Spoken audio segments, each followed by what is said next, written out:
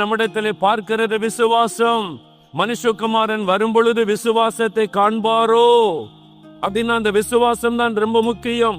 ஒரு மணவாட்டி மணவாளனாகிய இயேசுவை சந்திப்பதற்கு அந்த விசுவாசம் தான் முக்கியம். உன் விசுவாசத்தை இழந்து விடக் கூடாது.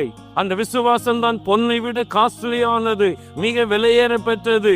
ஆண்டவர் மேல வைத்திருக்கிற விசுவாசம், வேத வசனத்தின் மீது வைக்கிற விசுவாசம், இயேசுவின் நாமத்தின் மீது வைக்கிற விசுவாசம், அவருடைய வல்லமையின் மீது வைக்கிற விசுவாசம், அவருடைய அன்பின் மீது வைக்கிற விசுவாசம், அதுதான் மிக விலையேற பெற்றது.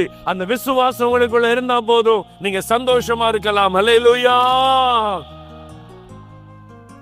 கிலோ கணக்கில் தங்கம் இருக்கும், சோகமா உட்கார்ந்து இருப்பாங்க, துக்கமா இருப்பாங்க.